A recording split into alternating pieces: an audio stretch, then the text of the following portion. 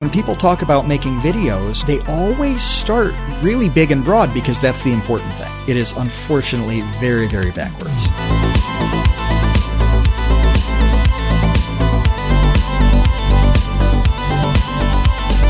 This is one of those really irrational things that no normal person would do. They wouldn't piss about with the thing endlessly, hoping to reach a point that mattered.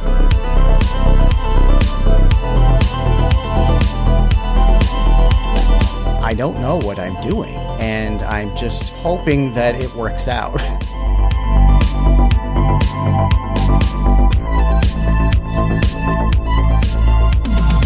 This week, Apple Music released their top 100 albums of all time. There seem to be like drips and drabs of inclusions that they felt compelled to make, and then it just seems like a bunch of albums that they like.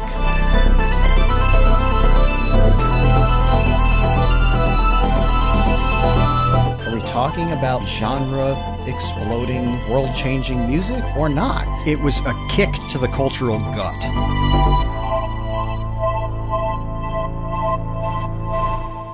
Hey, welcome to The Create Unknown, the home of Make Something Mean Something. We have a dumb thing to talk about, and we have a intelligent, hopefully, thing to talk about today. I am Kevin Lieber, and with me as always is Matthew Tabor. It's intelligent enough that we've made a living off of it. That's got to count for something in terms of of the value, right? But we do have the dumb thing, which is actually not that dumb, is it? It's dumb, but it rocked us. It rocked us both. It angered us both. Very meaningful dumb, but ultimately not the sort of thing that, like brings peace to Gaza. It's not like, it's not that important. But when I think about which one is the smart one and which one is the dumb one of these two topics, it's kind of a coin flip. It is. So this week, Apple Music released their top 100 albums of all time. And making a list like this is impossible because music as a category is everything. I mean, it's broad. It can include everything that you love and it can include everything that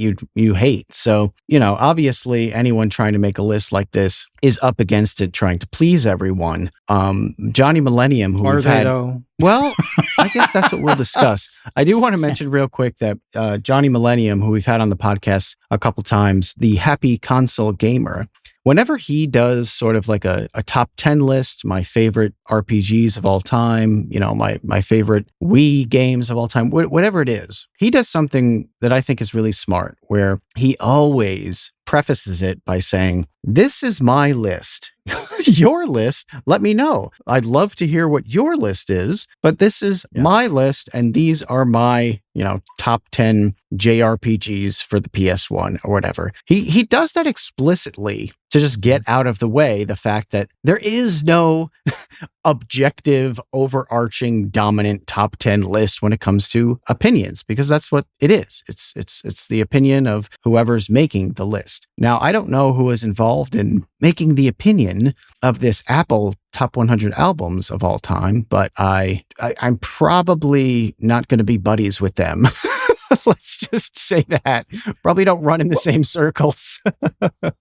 This means we're ripping on Apple two podcasts in a row. Oh, that's right. Wow. Justine, we're sorry. We're sorry. No, I don't think she cares about Apple Music.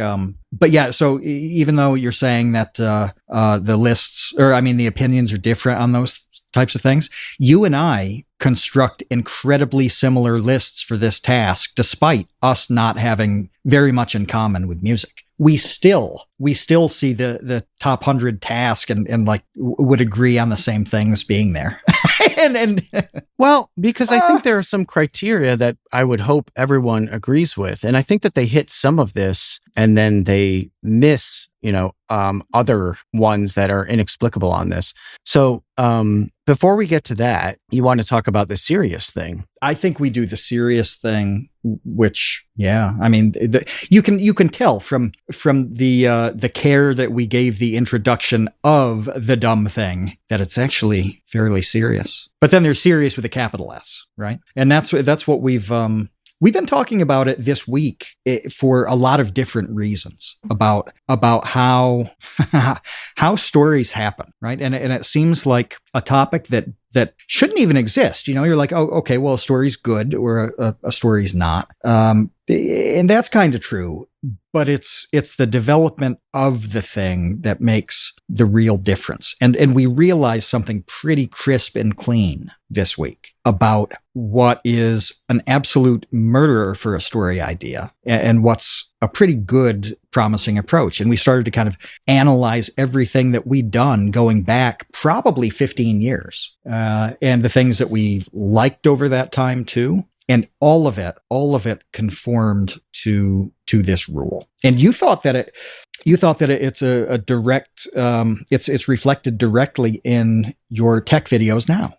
Yeah. So do you want to outline the concept? Because, I mean, you were the one who really brought it up as a principle of storytelling when we were discussing some story ideas earlier in the week that they started too big. The story ideas cannot start big. They have to start as small as you can possibly imagine and then become big. I was thinking right before we started recording about the analogy of a seed. Like you can't just, I mean, you can plant plants that are already blossomed. You can plant saplings and that sort of thing. But, the best way is to plant seeds first, and then eventually the whole thing grows. And story development is no different. Yeah. It has to be pre-grown somewhere else for that to work. You think about movies that are biographies of really significant people. Napoleon is the most recent one that came out, right? Where, that's been grown in the cultural greenhouse for 200 years. Everybody knows who Napoleon is. You can afford to kind of start with the greatness of the person and then expand. That's pretty rare, though. Almost every other story not only doesn't work that way, but should not work that way at all. And the temptation is you start with the big thing, you start with the important thing, the big important people around it, and then you start to segment that, right? And you go down the pieces, you have a timeline or however the story works, and you have some detours and you add to it, and then by the end you have whatever the takeaway is, the emotional impact or the message or whatever. That's how you would write a paper, isn't it? You can't start with the most useless thing and then build up to the big thing in a paper. You kind of have to lead with, this is the big thing and why I'm writing about it. Here it is segmented in smaller but still big things. And then you go into detail about each of those. And then at the end, you wrap it up. That's also how you tell stories to other people. Okay. And it's really obnoxious when you don't. Kevin, if you get into a car accident and you start with the tiniest detail, and the big reveal here is that, I got in a car accident and I'm going to be out of work for a week. Like, no, you idiot. You have to lead with that. Like, obviously, you go with the big thing and then explain the big thing. That's a constant criticism and sort of a trope of bad storytelling. When someone is like, so I had, eggs that morning and they were kind of runny and I didn't feel really good. And then I had this phone call with my mom and and then like later on in the day, I got into this car accident. It's like, what was all that other stuff about? I didn't need to know that part. Yeah. There's often gendered criticism on this score where honestly, there are some girls that are the most fantastic weavers of tapestries regarding stories that just go in every possible direction. And eventually you get to a point that really matters. And when that's the thing, when it hits that it's like, okay, this is really important. You're like, you got to start with that. And some people just don't. So this is the question, right? And I was thinking about it because I've been talking with a couple people on the younger side about how to construct stories in the form of YouTube videos, but it's all the same. All of it is all the same. Okay. And you do make that decision whether you start with the big thing because it's important or you work up to the reveal. I mentioned Napoleon. There really isn't a good George Washington movie. 1776 was a series that was, a good thing decades ago. You're probably your grandparents were familiar with that being on TV, and it was a cultural event at the time. It's quite good. But anyway, think of The Patriot with Mel Gibson. The Patriot is telling a Revolutionary War story, and it starts with a guy on a farm. I think it starts with him trying to make this chair, this rocking chair. There's clearly a guy on a farm. You find out he's a dad on the farm. He's got some kids. And then you find out he's, sort of involved in the local government and that he's anti-war. Then you find out that he's anti-war because he was so deeply involved in a war before. It builds. It builds. And eventually, there are pretty big messages about responsibility and duty and sacrifices. Some big messages about the state of the emerging country at the time, the social dynamics, how people work. One man loses his family and decides that he's going to check out. That's a very real thing. That level of grief it's pretty important to demonstrate that kind of thing. That happens all the time in conflict. Every side, it fits everybody. Anyway, it culminates in this giant battle with his nemesis and whatever. Well, it works up from the littlest tiny thing. A guy on a farm who semi sucks at building rocking chairs. And then it starts to expand from there. And eventually you get a really engrossing, engaging story. And as that spirals upward, right? This is an inverted pyramid in the sense that the tiniest point of it is where you begin, and then it expands from that. You get a good story. A lot of people like that movie. It's one of those movies that's like fun to watch and good to watch, despite not being, Citizen Kane. It's a good movie. But we started talking about it. You and I did, and we just hit all the examples of the best stories. Not only starting with those tiny little data points, but quite often even the worthless-ish ones as far as those data points go. Really mundane people. They start with insignificant people, sometimes straight up losers. and then build into something that makes a bunch of big points, carries a bunch of big lessons, has a series of emotional impacts. Obviously, this is different depending on the format. We started talking about how documentaries tend to work this way. They start with the individual case, the individual person, and then put them in the context of whatever the big problem is. Making a Murderer is a guy in a trailer sort of thing in Wisconsin, and all of a sudden he's enmeshed in questions about the entire criminal justice system, really. And I forget what Brendan, his relationship was to Brendan Dassey. Yeah, I think that's his nephew or something. Nephew, yeah. Yeah, well, that turns into kind of coerced confession and interviewing techniques with not only everybody, but minors especially.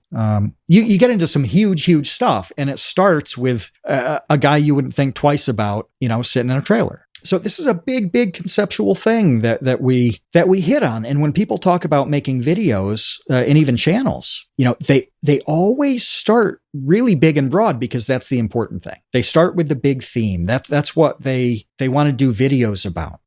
And it's backwards. It is unfortunately very, very backwards. Well, the other thing that I thought of when you first brought it up is in some of the most popular stories of all time, the characters that they choose to be the lead are insignificant. In Lord of the Rings, Frodo is a zilch. He's a zilch. The whole point of that is that this hobbit who has nothing to do with all of the bad stuff that's going on and lives in the Shire, which is outside of everything and peaceful and beautiful, and they live in their own little protective bubble, and they're literally, hobbits. They're these tiny people. That's the person who is in charge of saving the world, is the most insignificant, innocent person imaginable, is the one who has to go through this journey to save all of Middle-earth. And Harry Potter is pretty similar too, which is this kid who lives underneath the stairs in a closet and is abused by his aunt and uncle and his cousin. Yeah, he's the one who has to save the world. So there are deliberate choices even made by authors to not only start small, but to have the lead be small. And I wonder if a lot of the opposite of that has been one of Marvel's problems with these superhero movies, where that is trouble. Yeah. yeah, you're starting with these like ultra powerful, sort of infallible Everybody's big. super beings, and it's like, well, where do you go from there? Like it's great for spectacle when they're fighting Ultron or whatever, but in terms of character development and growth and a journey, there kind of isn't one. You're already at the top. Right. I mean, that was long the criticism of Superman being sort of indestructible and can do literally everything. You know, they gave him kryptonite to just have some sort of Achilles heel for the character. But and there are great Superman stories that should be told just about like society and human value and justice and all of those things. But it's still the same problem when you don't start small and grow big, is that there's not, if you're already up high, there's not that much higher you can go. If you start at the bottom, you can go the whole way up. Yeah, at whatever pace you want to. Yeah. Boss Threads points out Luke Skywalker in the chat. That's another one where it's an insignificant person who is charged in the end with saving the world. Yeah. That's huge, but think how stupid these ideas are. You know, one thing I want to say about Frodo Baggins is that, you know, he does have a little bit of ambition to do something cool, to see the world, whatever. There's a sense of that for him because his uncle had gone on these fantastic adventures. Bilbo is totally pure in the sense that he had no designs or interest on anything, like beyond leaving the house, right? So you have Middle Earth. I mean, you got a couple layers here, right? But within Middle Earth, you have the Shire, which is like the least significant region. Everything else matters more than the Shire. Then you got Hobbiton within that, and Hobbiton, you know, further reduces, you know, the amount, the whole thing matters. And then it's, you know, Bilbo's house in the thing with well, I say kid, but I think Frodo's like 39 or something in the book's story. But yeah, they're zilches. They're zeros. They're furry-footed zilches who like to eat and drink. They like the same things that cats do. Cats like to eat food, drink water, and sleep. You know, the only difference between cats and hobbits is that the hobbits like pipeweed and beer. But yeah, there's nothing to them. Luke Skywalker is just a kid who fixes, you know, farm machinery in a desert, right? So think about pitching these ideas, though. Now, I want to do a world-saving story. We got to save the world. There's a huge conflict that's going to destroy the entire world. You know, you pitch, oh, okay, well, we're going to start with an orphan in a closet under the stairs. Oh, okay. That doesn't sound very interesting or exciting. Oh, who's going to save the entire the entire galaxy? A sort of bored, resentful kid who has an aptitude for fixing machines. Okay. Okay. Part of what the prequels, why they didn't bang as hard as A New Hope did, is because they contextualize the skill and the talent that Luke Skywalker has. You know, Anakin?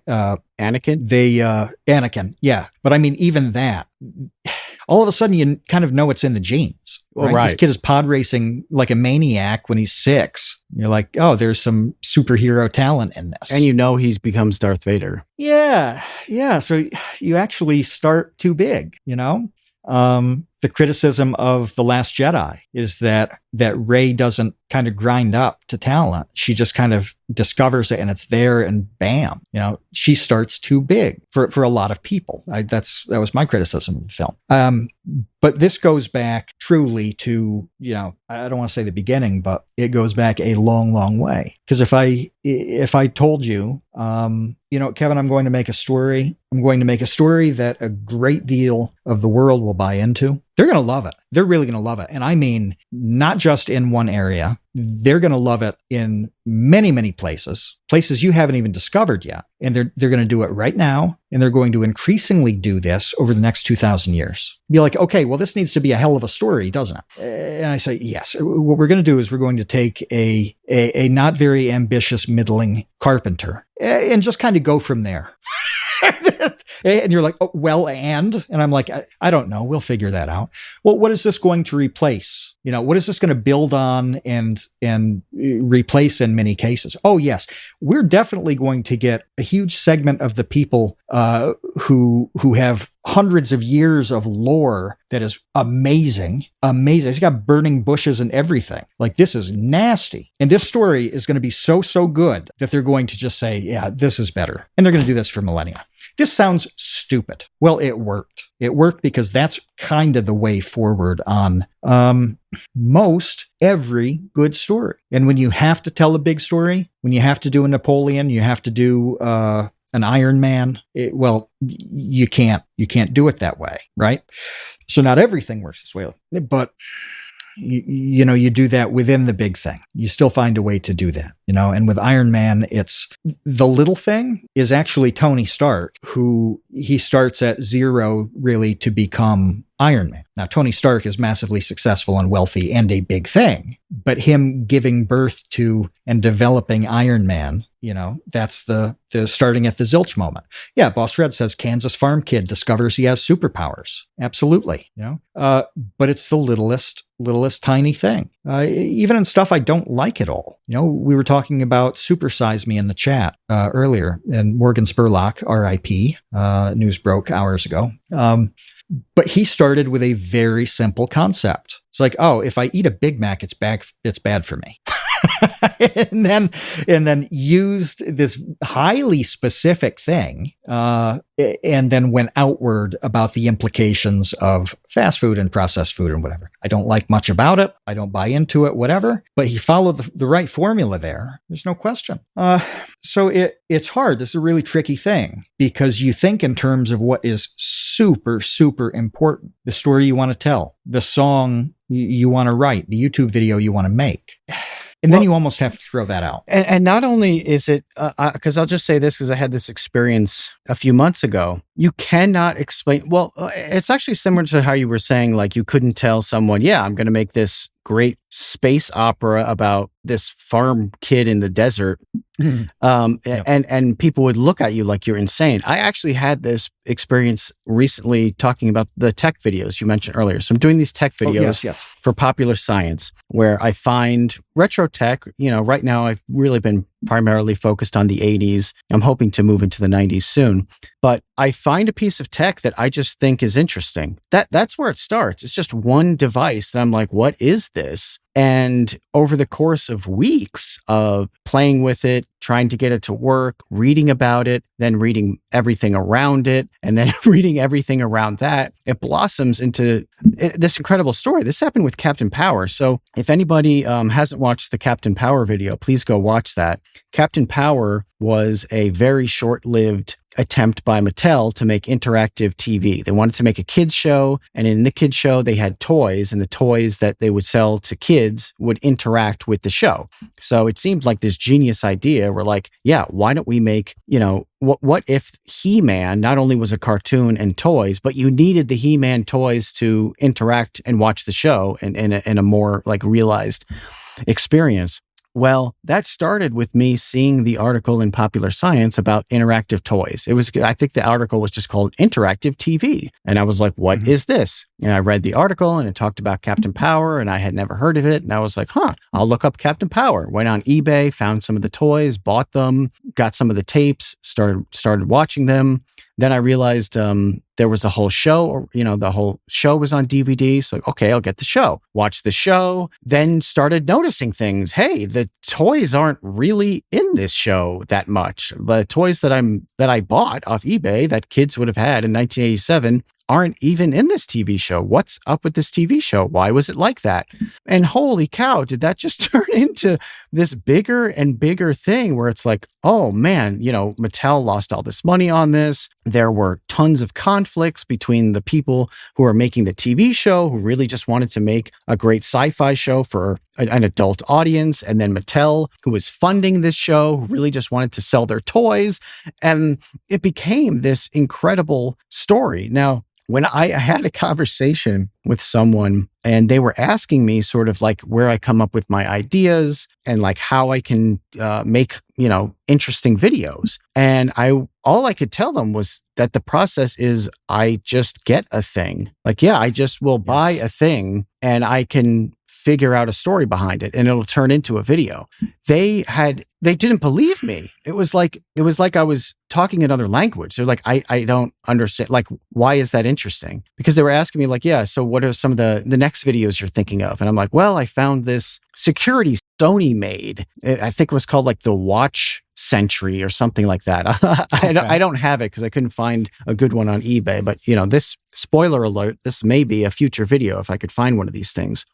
And yeah, so you would buy, so like Sony got into like the home security market and this was the device they were launching it with. And he was literally like, what's interesting about that? Which is a good question to ask. That is the question. And the answer is, I don't actually know yet.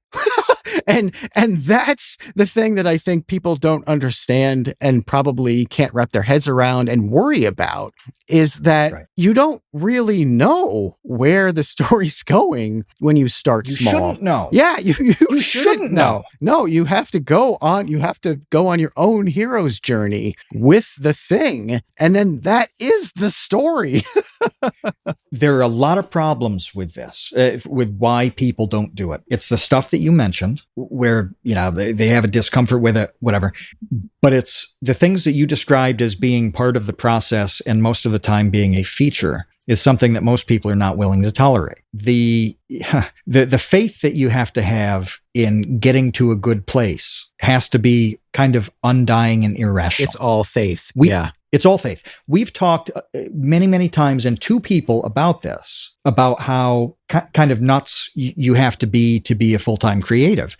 Well, this is one of those really irrational things that no normal person would do. They wouldn't kind of piss about with the thing endlessly, hoping to reach a point that mattered. And sometimes it doesn't, and when it doesn't, you're like, oh, that one didn't work out. And you do that again. And when you're doing it full time, you have many ideas all at the same time in different stages, and some are dropping off the list when you reach a wall that makes it not an idea, and then you get a new one. You're not just doing one thing. But that's really tough to tolerate. And people don't want to pay for that either. They don't want to, you want to get something funded, you go in, well, what's your idea? Well, I don't really know yet. What do you mean you don't know yet? No, I promise I'm going to poke around and come up with something. Can I have $10,000 to make it? Yeah, no, it doesn't work that way. To make so what? Then you get an industry.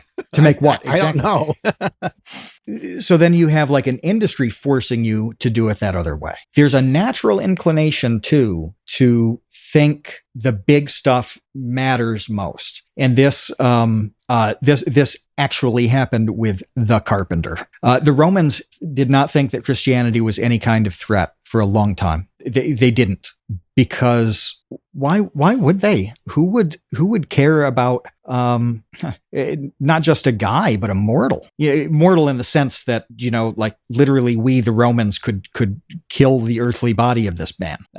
Compare that to like Roman and Greek gods. I mean, that's crazy. So their general mindset was, who would care about this very vulnerable person who couldn't even beat us, when the alternative is kind of an all-powerful, omnipotent, deity or series of deities, et cetera, like the Greeks and the Romans had. And that makes a lot of sense. Yeah, I mean, that's a really common sense way to look at it to me. And that hit me hard, because I'm like, okay, this does make absolutely perfect sense. And then you have to resist that because it doesn't work that. You're talking about the tech videos and that stuff. This is how, if we go back to probably fourth grade, everybody, fourth, fifth, sixth, I don't know anymore. This is literally how the scientific method works, and scientific and scholarly research should work. Rarely does anymore, but should, where you have a rough idea of a thing. A hypothesis. Yeah. Yeah. You have a rough idea. In science, you have something clear that you're going to test. If it's something in the humanities or whatever, you get a sense of a thing and start winding around. But that's what you do. You leave it at that. You don't have any expectations or anything that's going to influence the outcome. You don't put your finger on the scales in any way. And if it works, then you might have a good thing. And if it doesn't work, well, it didn't work. That's the responsible way to approach anything academic. Anything. Now, this doesn't happen much now, especially outside of the sciences, because there's a system that makes that very hard to do, because you may work years on something that doesn't actually end up mattering. It doesn't work out. It doesn't show anything important. What you wanted to show was wrong. Like whatever. Well, do that for 6 years and then, see if you get tenure at your research university. Like, no, the system is at odds with what should be the natural process here. But ideally, if none of those forces were at play, if funding wasn't an issue, if job security wasn't an issue, everybody would approach all of these kind of research stories in exactly that dispassionate, it goes where it goes, and then I evaluate where it went sort of way. And this is one of those Marvel criticisms too. And a bunch of when people are ripping on things for being, woke and whatever, they generally don't have much criticism with the actual message. Their criticism is about the message being kind of made the focus, and then the story operates around that message, as opposed to the character or the story revealing it naturally through the telling of it. And this is that same thing. They start with the big thing, and it stinks. It's bad art. It makes for, cruddy movies. People say, well, you got to commit to the storytelling. Disney is saying this. Bob Iger is saying this now. That we need to go back to the basics on all of our stuff and really commit to the storytelling. Well, it's really the difference between art and propaganda, right? Propaganda is you're starting with the end, and then you are crafting the rest of it to support the propaganda. Whereas, yes, and right, the best propaganda, does it our way. It does it our way, where it happens to reveal, the thing that the propaganda should reveal. But when it's super on the nose, then, it stinks. It's just not good. If you think about Top Gun, which we've talked about in some detail, that is not at any point, is it an explicit American military supremacy story. They're not trying to beat the Russians. They're not doing any of this. That's not the plot, that's not the driver that's happening. No, it's about one pilot who is pretty troubled by his legacy, troubled by his temperament and attitude being a difficult fit for the program he's in, troubled by the social dynamics, eventually troubled by an accident with his co-pilot, like with his Rio. But no, they're not having these long scenes about, shooting down the Ruskies. They're just not. Now, that happens in the end, because you got to have, if it's a military movie, you do have to fight someone. There's always got to be somebody to fight, right? And so going up against a MiG or whatever is the logical thing there. But that was obvious. It wasn't forced in. It gets to a point where it has to be that way. So nobody feels weird about it. Did that movie foment a great deal of, national pride / patriotic fervor, etc.? 1,000%. It's 40 years later almost. It's kind of a landmark film in that, like, generation defining feeling about the United States. And at no point is it explicit about any of the propaganda. Well, guess what? That's why it worked. That's why it was awesome. They completely ignored it. They never mentioned it. Not in any real way.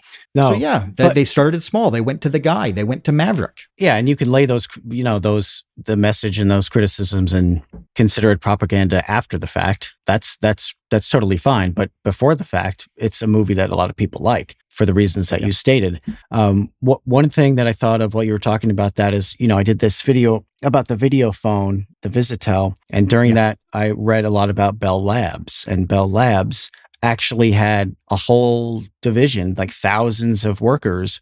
There was one guy in particular, I can't remember his name now, who was a genius, just a genius scientist. and no one knew what he was working on. Like there was no clear, like, oh yes, like Jerry over here is developing like, a new way to create long distance calling. Like, no, that wasn't it. Like Jerry was just this weird dude like in the corner that actually his boss had to advocate for, because his bosses were like, why are we paying Jerry? Like, what does he do all day?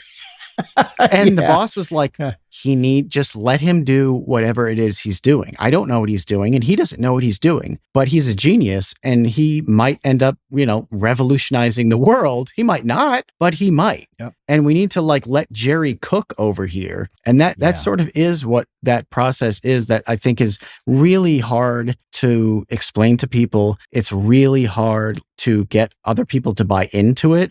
And, it's one of the reasons why the best idea is to just make stuff, because then at least you can show other people who might want to hire you that you're capable of going through this process, because this is the process. Yeah. And if you can just show that you're the type of person willing to go through this maddening and unknown and mysterious process of sort of having no idea what you're doing and hoping that it turns out a good product, well, you're hired, because not a lot of people are willing to go through that. And it's also a reason why you never know, like, you don't know if a video is going to be good. Just to bring it back to YouTube, we don't really know if a video is good or not, sort of even after it's released and it's done. We're like, oh, all right, well, that wasn't as good as we thought it was going to be. Why? And then you can do that sort of iterative process of looking back at what worked and what didn't and blah, blah, blah, and hopefully make changes on the next one. But it does really all start with, I don't know what I'm doing, and I'm just hoping that it works out. You shouldn't know what you're doing. This is the takeaway here, is that you shouldn't know. If you do, it's just not going to work. It's not going to go well at all. And people, this is in almost every arena, by the way. You know how people say you find a relationship when you're not looking?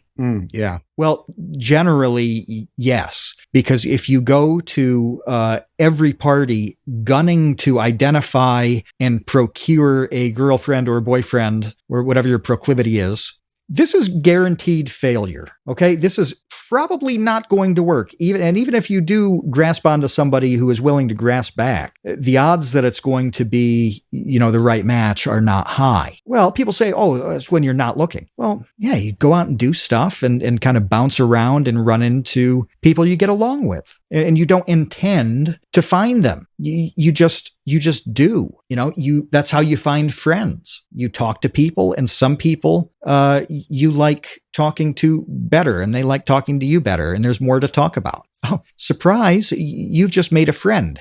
You didn't go in with a push to make friends, and you didn't whip out a notepad with like a checklist of the qualities that would make a good friend. Yeah, because you don't know. You don't know. Because like, you don't have us. Idea. Like, if I had a checklist of like the person that I want to talk to every day and work with for a decade, you're not checking a lot of those boxes. No, we don't like any of the same things. This is funny because we knew the basics about each other for a very long time and knew to avoid. Right. So like back in the day, I'm looking at somebody who likes Nirvana and wears Jinkos. I'm like, okay, how many red flags do we need here before I know that this person should be miles and miles away from me? Yeah, so that shows, like, when you do it this way, you get the opposite result many times. It's nuts. And there are all sorts of pressures, internal and external, forcing you to do it the other way. One of the beautiful things about TikTok and YouTube and literally Twitter as well, but everything online, is that people are just doing what they want to do. They almost never have any motivations or forces at the beginning. They're just doing what they want to do. And well, we as a whole identify the good stuff and the things that make us laugh and whatever, and it grows. Well, if you could do it the other way and plan it out, brand accounts wouldn't be garbage. That's what brand accounts try to do, is exactly this. And it stinks.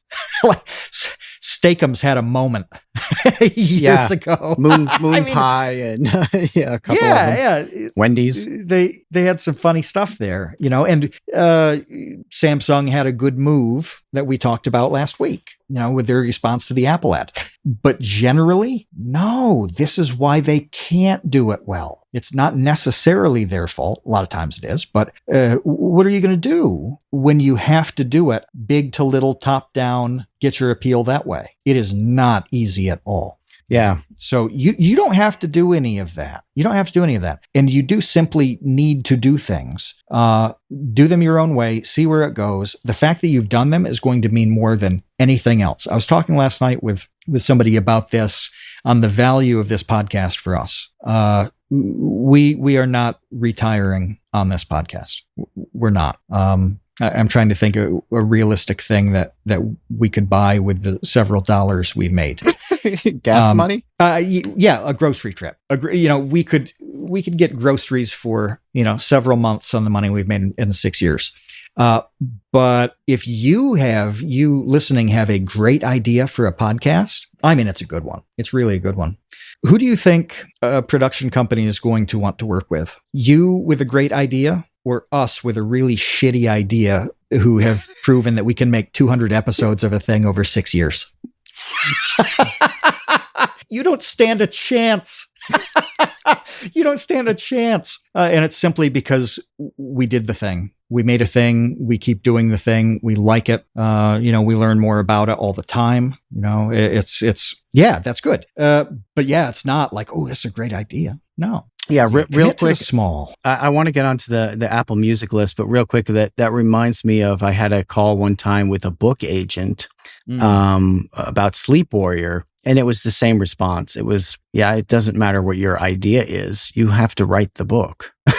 I was like, okay, that makes sense. That's the process. So speaking of art and lists, I really want to hit this Apple list because, yes. Oh man, it was very confusing to me, the things that were left off of this list. And things. So what is it, by the way? How did this drop? It was this days ago. Like, what were they meaning to do with this? Do you know? I don't know. Probably just to, cause a fervor and create a little PR for Apple Music would be my guess. Rolling Stone has done this a bunch of times. Yeah. It's just a big publication that says, here are, the greatest albums ever made. And the first thing that I did notice, as a person who, loves heavy metals, there's very little hard rock on there. There's like real metal music. I think, you could count, I think there were 4. It was like Metallica, Master of Puppets, Guns N' Roses, Appetite for Destruction, AC/DC, Back in Black. Mm-hmm. And then like maybe if you want to count Rage Against the Machine as metal, you could count them in there. And they're certainly hard rock. They're screaming in Rage Against the Machine. I guess that counts. Are they raging? Yeah, they're filled with rage. At least they certainly were in the 90s. And then grunge had one album. The entire genre of grunge had Nirvana, Nevermind, and nothing else. Nothing else from that entire run of music made it into the list. Not Pearl Jam 10. That would have been good. Yeah, Pearl Jam 10 should be in there. Soundgarden, absolutely. Alice in Chains, Dirt would be in mine for sure. Nothing. Just Nirvana. Not even another Nirvana album. Not even In Utero or Unplugged. Just Nevermind. And then I just went through as I'm listening. I went through the list again, which it's 100 things. So I can't remember whatever. But I think it's actually more grim on if you use the label hard rock and harder. So that would encompass. Hard rock is something that I would listen to. Metal is something that you would, right? Okay. But if you start at the hard rock category and then that plus everything beyond, there's like 3. Yeah, there's virtually nothing. There isn't, when you think of anything from the 70s that kind of birthed that genre, a Black Sabbath kind of band, it's not there. Black Sabbath's not on there. Yeah, the fact that Black Sabbath Paranoid isn't on there, because that was something I wanted to get to in the beginning, is like, obviously part of this criteria needs to be impact. Like, it has to be like a seminal release that went on to inspired an entire genre, which, Nirvana Nevermind did. Like, that was the album that broke through for grunge, and now all the Seattle bands came in. And then, like, other bands really piggybacked off of grunge. I would even consider, like, Radiohead to have piggybacked off of the success of Nirvana. And Radiohead does have a couple albums on there. But yeah, I think maybe Led Zeppelin has one album. Pink Floyd has one album.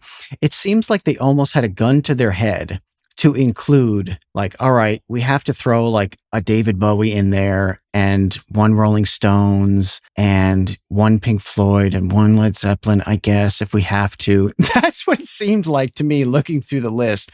And then one U2, and then everything else just fell by the wayside. One band I mentioned before we recorded that I don't even like, but I couldn't believe wasn't on there, is REM. Like, REM was insanely important for alternative music. Like, if you want like a deeper cut, that would be a band that I love. It'd be the Pixies, because the Pixies really sort of were the alt rock, alternative band that inspired the Nirvanas. But you don't want to throw the Pixies, Surfer Rosa on there. Fine, I guess. But like REM, they launched an entire genre. Yes. Or popularized an entire genre, you would say. In terms of what they did cover and missed, all the stuff you mentioned, I think of the things that I really like that wouldn't be on there. I don't know how you make a top 100 and don't put on Def Leppard's Hysteria or Pyromania.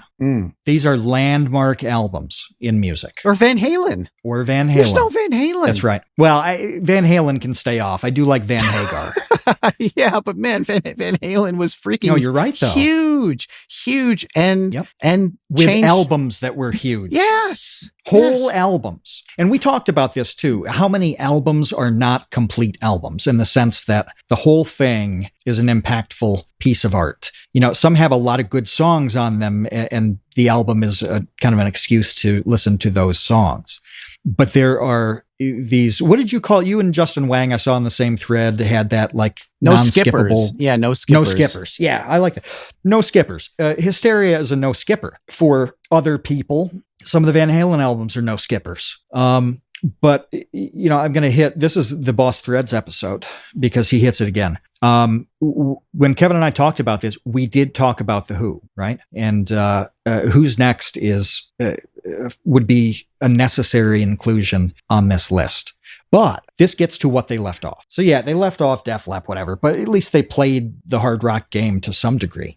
There's not a single soundtrack on this list. And that's galling to me that The Who's Tommy is not on this, in terms of being a no skipper of an album that was beloved, game-changing, genre-defining. There's nothing even close to it in that category. Not a single soundtrack on this. You know who else is not on it? Selena. Selena is one of the most significant, important artists in the world. Not so much in the United States. The demographics are different. But below the United States, Selena is a god queen. How the album that Selena put her on the map, I forget which one it was, and she wasn't on the map long because she died so tragically. If you haven't seen the movie about this, it's a watcher. It's good. But yeah, her small body of music from her brief career, that's just like a total banger in the annals of music. And Selena's not on this list at all. This is what I'm saying. Like, we are appalled by things that we don't even listen to not being on here. Right. It's not like, oh, I'm mad that like Gojira's not on here. Like, that would be ridiculous. Like, they shouldn't be on the top 100 list.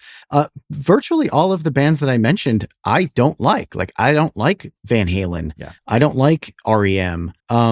I don't like country music for the most part. There are some songs that I like. Guess what? There isn't a single country music album. Not one on the entire list. The entire like 80 years or whatever of country music hasn't produced a single album that would be worthy of inclusion on a top 100. Not one. The most popular one I could think of off the top of my head, we talked about this yesterday, was Shania Twain.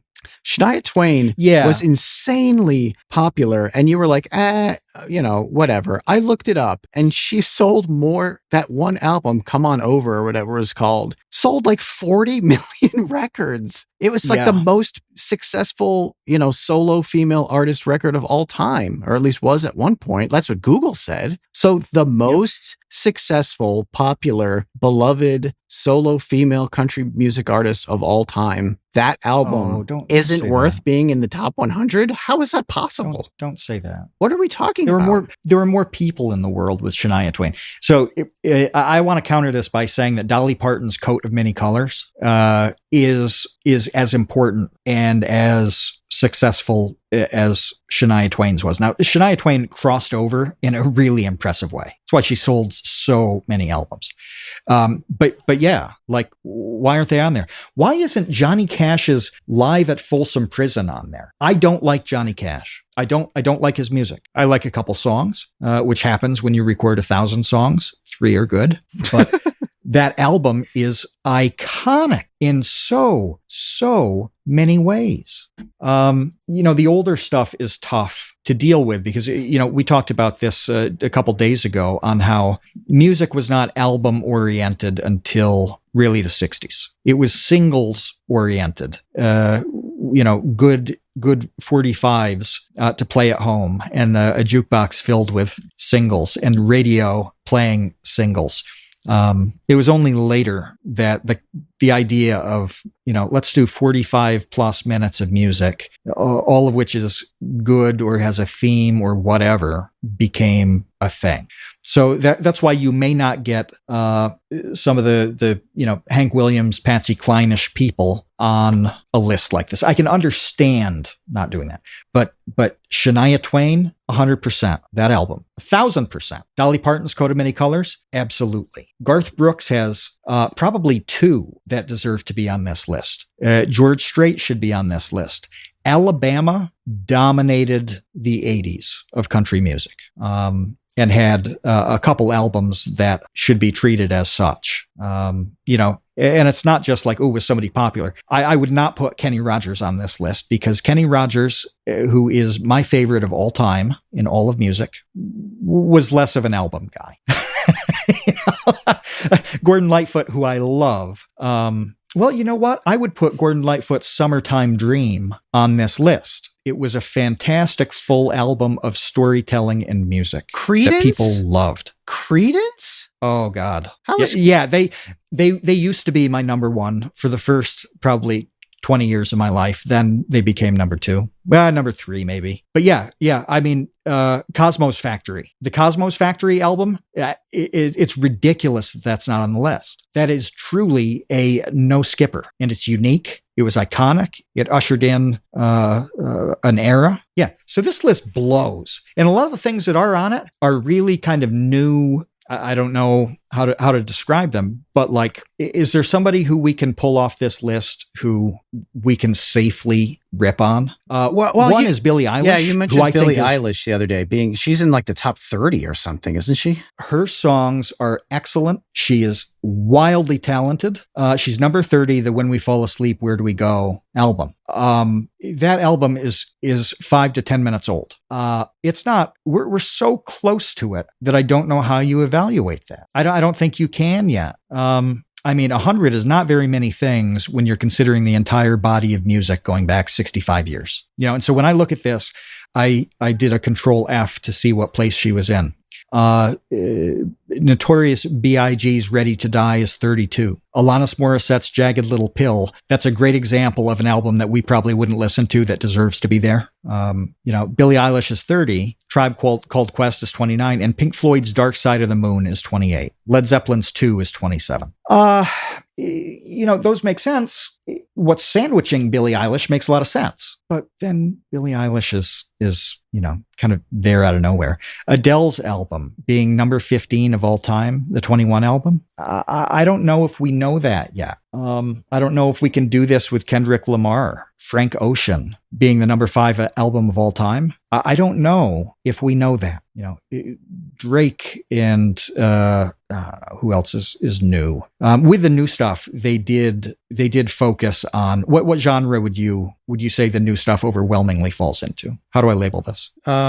Hip hop. Okay. Yeah. So I don't know. I don't know why they didn't say maybe. Why not have a list of like, here's what very well may change the world? That's an intriguing list. I would love to see that. I'd love to see the speculation. But instead, I go through a list. I don't see Creedence. I don't see Elvis. I don't see Leonard Skinner. I don't see The Who. I don't see a soundtrack. I don't see any country album. Well, it says to me that they're just quite happy to forget all of these things, that they just don't count much.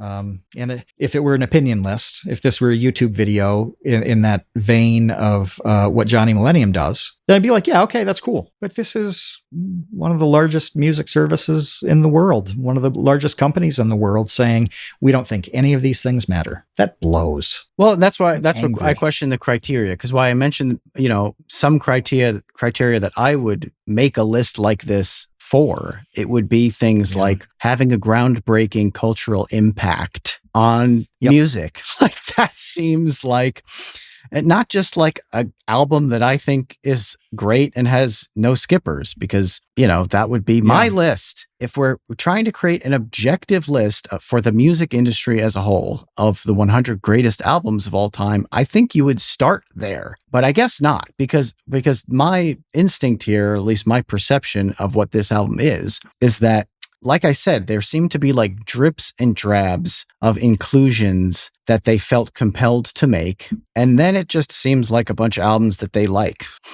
Like whoever made the list, that's right, likes. It's like, that's right. Okay, I don't see how this is a comprehensive list at all. It would be fine if it was like, hi, I'm Anthony Fantano, and this is the Needle Drops top 100 albums of all time. Okay, dude, put whatever albums you love on there, and for whatever reason. But when it's Apple Music, it seems like, well, it really should have more defined criteria, because where do you start and where do you end? And it does seem like, okay, Nirvana, Nevermind, that was really popular and important. Let's put that in there. Daft Punk is in there. David Bowie, like I said. And then, kind of the Chronic, Dr. Dre, The Chronic. Yes, that was huge. A huge album that completely changed the landscape of music. Dr. Dre's The Chronic should be in there. Should Snoop Dogg's Doggy Style also be in there? Well, not if your criteria is game changers, because The Chronic changed the game before Doggy Style did. And I had both of those albums growing up. Like I liked both of those albums. There are a million good songs on both of those albums. But that's where the confusion lies for me. Is it's like, are we talking about like genre exploding, world changing music or not? And it seems like a mishmash of it. That's my takeaway. Yep. That's completely right. I agree with that 1,000%.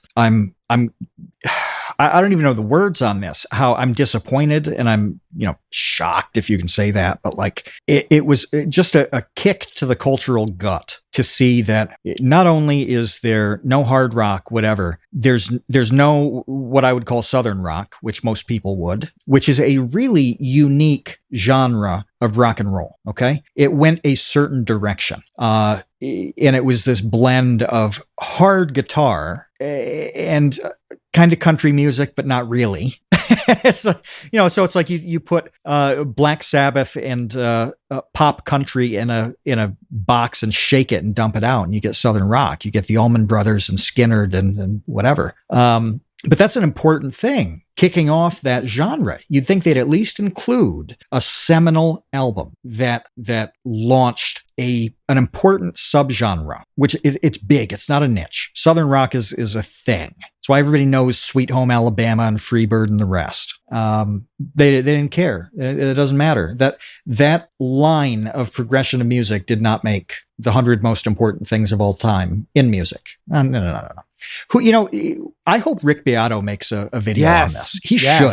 Yes. We need that. He has to. I'm sure that he will, because he definitely will have some thoughts about this. A couple more before we wrap up that I thought of was Judas Priest should be on this list somewhere. Yep. Pantera. Is Maiden on the list? No, Iron Maiden is not on the list. God. And Pantera, Vulgar Display of Power, like that album kicked off like extreme metal. That was not popular. That was not a thing. Like metal, Metallica was getting really kind of dumbed down and turned more into hard rock and radio rock. And then meanwhile, Pantera was just like exploding eardrums, really going against the grain with how heavy and hard and insane their music was, not on there at all. And I'll just go back again to Black Sabbath. Like how I'm not a huge fan of Black Sabbath, but man, their music, Paranoid's got to go on. It created an entire, like one of the most lucrative and listened to, by the way. It's not like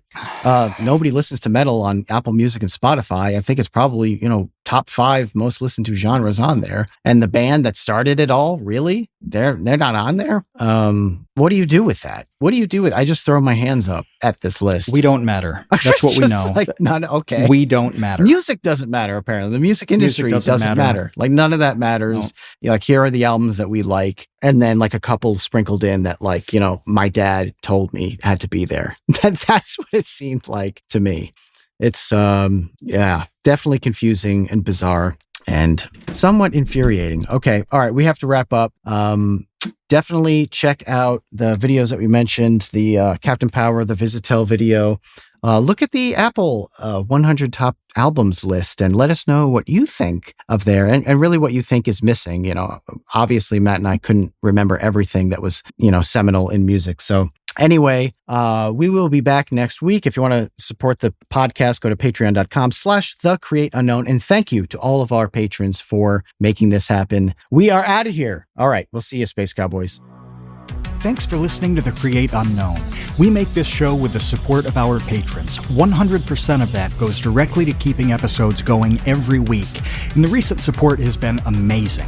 Sid Poke, NRM, Venture Addicts, Weezer Good, you all really do make this show happen. Thank you to the Tots and the Dumpster crew, old and new, who save tiny little lives every month. And thank you to our grizzled, battle-hardened child infantry. Clemente de los Santos, Dan the Latch, Demetrius Andrews, Erica, Ferrycoon, Jen Mathasanti, Kevin Menard, Mikhail Steinke, Monahim, Natsu, Penny Piddler, Ryan Steer, Ryan Kinder, Samuel Manser, Sean S., Sean Malone, and Tom Bidioger. And a tremendous shout-out to our elite baby gang commanders. Atrocious Scuff, Kat, Dojangles, Graham Robertson, James Gallagher, Jeff Davis, Orange Vanilla Coke, Patrick Pister, TCU's personal pilot, Andy, Ryan Carroll, Baseweight Vinthos, Yeetus Deletus, Jonas Walter, Nathan Robinson, and of course, Trev's dead.